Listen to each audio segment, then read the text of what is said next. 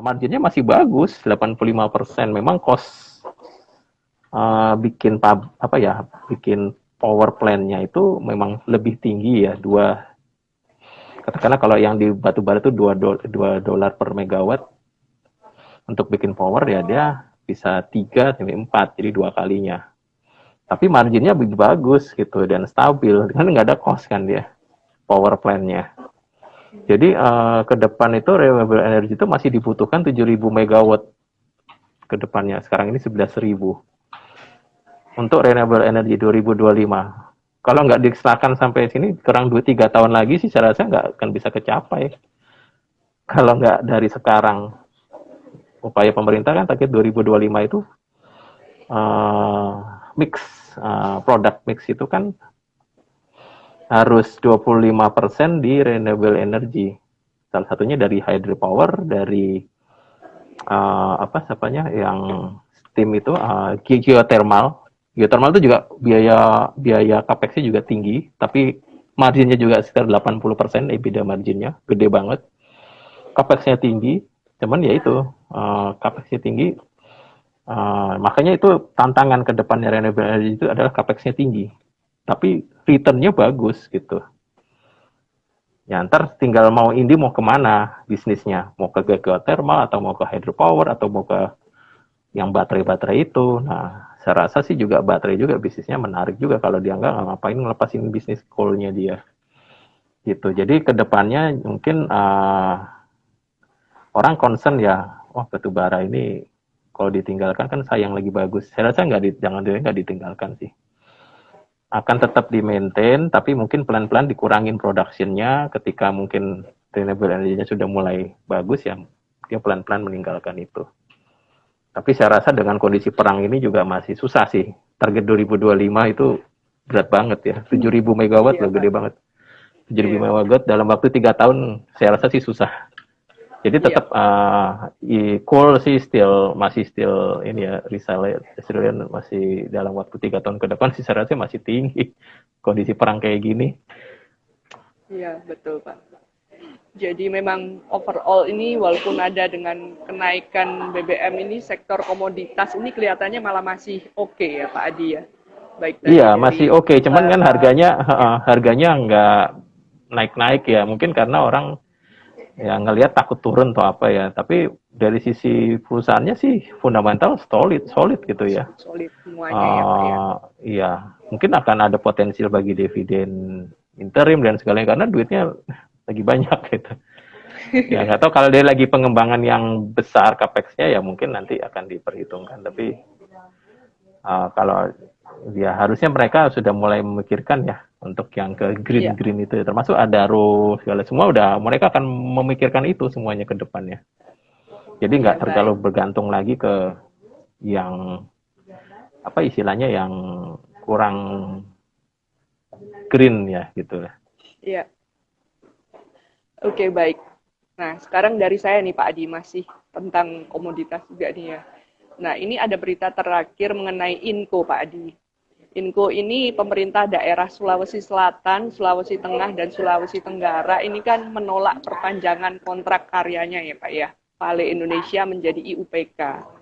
Jadi kontrak karya INCO di ketiga wilayah tersebut akan habis pada tahun 2025 Pak Adi. Nah ini kira-kira berdampak nggak ya Pak Adi terhadap bisnisnya INCO sendiri Pak, kalau nggak diperpanjang? Iya, tapi 2025 jangan-jangan gubernur udah ganti lagi. Jadi diperpanjang lagi ya Pak ya? Bisa jadi perpanjang, saya nggak tahu itu. Katanya gubernurnya sampai tahun berapa itu periodenya? Jangan-jangan ntar setelah periodenya ngomong cuap-cuap atau udah mau pensiun lagi 2024 selesai. Nah itu saya juga belum cek tuh Pak. Nah makanya ini masih 2025, masih panjang gitu ya. Ini kan kalau saya baca di media memang katanya pajak daerah yang diberikan INCO itu kurang nggak sesuai dengan harapan gitu, kecil katanya. Ya nanti bisa nego ke depan lah, ke depannya kan nanti mau expired pasti nanti INCO pasti bisa adalah deal-deal tertentu yang supaya daerah itu bisa sepi lah gitu ya. Sekarang masih 3 tahun lagi, jadi ya nggak tahu saya mau ngomong apa. Dipikir masih lama ini, ntar udah menjelang expired paling masih deal lah jalan, itu juga sudah lama lah. ya sudah lama. Iya. Tentu pasti akan mematuhi peraturan-peraturan lah ya. Ya nggak tahu lagi nih, masih 3 tahun lagi kan saya nggak tahu Pak Gubernurnya udah mau ganti, saya nggak tahu juga. Gitu. Tapi ya Iya, so far juga nggak terlalu berdampak juga sih di harga sahamnya ya. Sorry, Inco ya. Inco ini Iya, betul Pak. Lebih Inco. memang sudah turun lama karena memang harga nikelnya memang turun kan, Inco itu. Iya, betul. Ya sempat ya 6.000, ini malah naik nih 6.400 ya hari ini 25. Iya, saya rasa sih nggak berdampak, masih 3 tahun lagi. Iya. Gubernurnya ganti nanti nggak tahu gitu. Iya, ada ini lagi ya, lobian lagi ya Pak. Iya, kecuali akhir tahun ini ya, itu baru heboh gitu kan. Oke. Iya. Baik Pak Adi. Oke Pak, ini ada yang mengkonfirmasi lagi dari Pak Effendi Lim. Jadi long sektornya tetap batu bara ya Pak Adi. Wah, ini sepertinya teman-teman viewers kita pada punya barang nih Pak semua di batu bara komoditas. Iya, sampai akhir tahun sih saya rasa masih yakin sih batu bara, apalagi ya susah sih tercapai renewable energy 7.000 megawatt sampai 2025, sampai kondisi sekarang kayak susah ya. Apalagi kondisi ya untuk target itu saya rasa susah kalau nggak dari sekarang ya, 3 tahun lagi loh. Itu biaya investasinya juga besar, harus ngundang dari luar juga ya untuk mendanai ekspansi di renewable energy. Kalau nggak dari sekarang, nggak ada realisasinya mah, rasa sih coal juga masih akan tinggi gitu ya, dengan kondisi perang kayak gini nggak jelas kan. Iya, oke. Baik Pak Adi, terima kasih untuk responnya ya. Baik, untuk tips dan triks nih Pak Adi ya, bagi mungkin para viewers kita dalam menghadapi market yang masih wait and see terhadap impas kenaikan BBM ini, mungkin apakah ada kriteria khusus dalam pemilihan sahamnya mereka nih Pak Adi? Itu kira-kira, silahkan. Iya, kalau mungkin beberapa pasar mungkin concern saham yang terkait langsung dengan kenaikan BBM, mungkin penjualan mobil bisa turun atau suku bunga bisa naik gitu kan, karena untuk melawan inflasi kan BI akan agresif. Tapi kemarin juga saya invest Asia pun juga sempat jadi monitor juga di situ, bahwa salah satunya bank itu kalau yang suku bunga pun naik pun juga bank yang ketika mereka punya likuiditas tinggi pun juga mereka tidak serta-merta naikin depositonya juga gitu ya. Karena mereka likuiditas masih tinggi, ngapain dia naikin suku bunga depositonya kalau dia masih likuiditas masih tinggi ya. Dan mereka cari sang bank yang memiliki kasa yang bagus gitu, yang tinggi. Itu karena account saving account-nya tinggi terhadap total dana pihak ketiganya, dibandingkan mungkin bank-bank yang memang yang kasanya rendah itu yang agak mengkhawatirkan. Makanya cari selektif bank yang punya kasanya tinggi. Terus mereka juga tentunya naikin suku bunga juga akan selektif terhadap yang mereka kira-kira kliennya itu mampu bayar ketika suku bunga dinaikkan. Jadi akan selektif juga. Jadi saya rasa banking saya rasa akan selektif juga, nggak akan naikin suku bunga ketika BI naikin sampai ekspektasinya bisa sampai naik 3-4 kali lagi kan, itu ekspektasinya kalau inflasinya bisa sampai 7% akhir tahun. Nah itu mesti ada selektif. Properti juga gitu. Sekarang properti itu yang bagus-bagus di go public ini, yang sudah go public kayak BSD, Sumarekon itu mereka Ciputra segmennya sekarang udah ambil yang segmen menengah ke atas, yang dianggap kemampuan bayarnya bagus. Jadi mereka kan 50% itu kan banyak kan cicilan KPR gitu ya. Nah kalau yang segmen menengah ke atas mau bunga dinaikin juga saya rasa mereka tetap nggak akan masuk ke NPL lah ya. Mereka tetap akan bayar cicilannya. Karena mereka gaji tetap gitu ya. Kan yang kelas menengah ke atas kan mereka udah gaji dapat apa deh. Mereka masih akan tetap bisa bayar. Tapi kalau yang kelas menengah ke bawah mungkin mereka sektor informal yang ketika bunga dinaikin ya susah bisa bayar cicilannya atau apa macam-macam ya. Nah ini sekarang trennya udah 80% mereka udah segmen kelas ke atas yang jual rumah itu di atas 1 miliaran. gitu. Jadi udah jelas kliennya itu sudah selektif juga sektor propertinya, sektor propertinya. Jadi gitu. Jadi orang mungkin dulu mungkin berpikir, oh nanti kalau suku bunga naik, segala properti turun, apa kinerjanya, bank-bank turun, belum tentu. Karena sekarang bank itu sekarang lebih solid ya, likuiditas juga masih oke. Jadi itu sih mungkin akan ada selektif bank yang memang masih akan bertahan dan mungkin bisa kalau turun pun harusnya dibeli lah ya. Iya. Gitu. Oke. Yang jadi jagoan kita masih BBNI, Mandiri, Pak Adi, Jangan kita untuk bayar Mandiri iya, bank ini BJBR ya, third linernya, BJBR. second linernya untuk banknya. Gitu. Oke. Kalau properti ya kita ya BSD, Smarekon, Ciputra itu kan ya segmennya sekarang udah mainnya menengah ke atas. Di atas 1 miliaran tuh mereka nggak ada yang jual di bawah 1 miliaran lagi. Dulu Ciputra jual di bawah 1 miliar, sekarang udah nggak lagi. Karena udah khawatir ya dengan kelas bawah itu kan banyak goncangan dari COVID, dari sekarang ini kayak gini. Mereka akhirnya switch ke yang menengah ke atas, jual rumahnya. Oke, Pak. Jadi memang kalau ada yang mengatakan bahwa cash is the king and liquidity is the queen, itu betul ya Pak ya.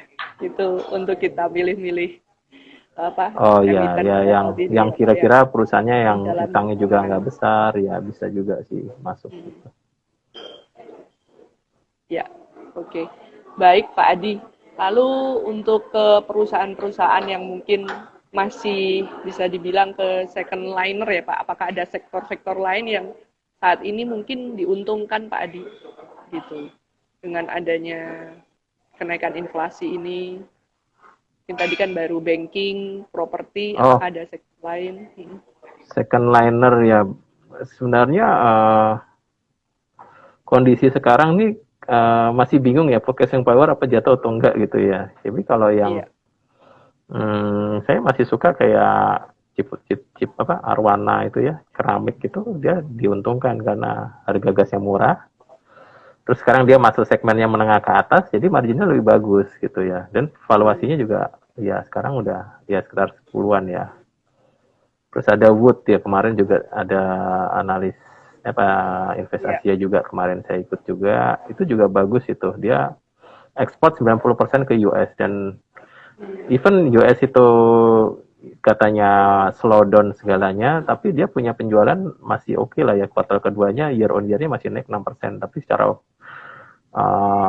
apa secara first half masih naik 30%-an jadi masih oke gitu ya dan dia mau masuk ke jualan karbon kredit.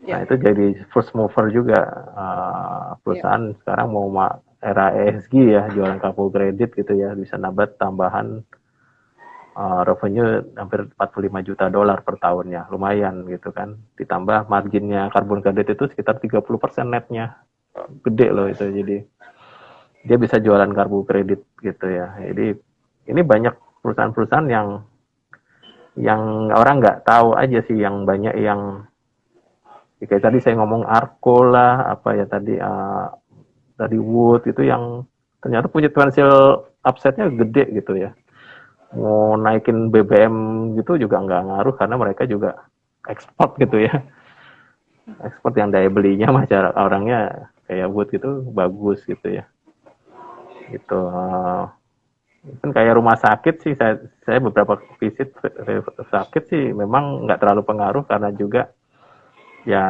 sekarang kan masyarakat juga ada jam sostek dan segalanya ya dan apa rumah sakit itu sekarang lebih apa segmennya dia mau ambil yang marginnya lebih besar dia ada menangani fasilitas-fasilitas yang kayak cancer lah untuk apa jantung apa segala itu yang marginnya lebih bagus jadi dia lebih fokus gedein ke situ fasilitas-fasilitas itu gitu ya jadi arahnya rumah sakit itu ke situ setelah COVID ya.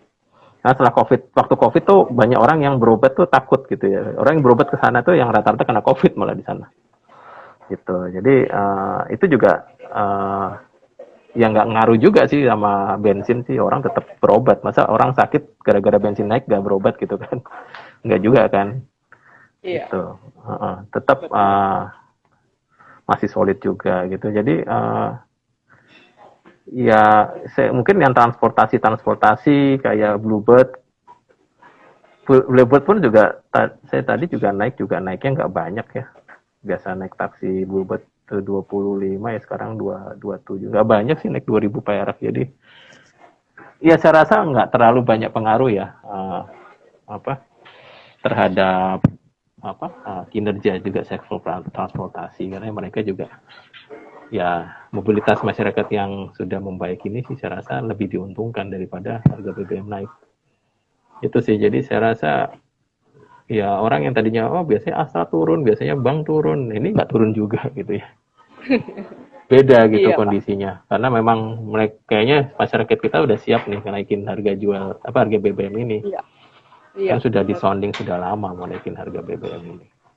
Ya Iya, lihat di mall saya tetap ramai, tetap susah dapat parkir. Saya juga bingung, BBM naik terus orang malah sekarang masih penuh aja gitu parkiran di mall. Gitu, nggak ngaruh juga sih. iya. Baik, Pak Adi.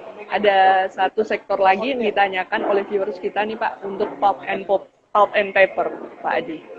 Gitu. Oh, Untuk Tekim, INKP itu apakah untuk mid to long term atau bagaimana, Pak Adi?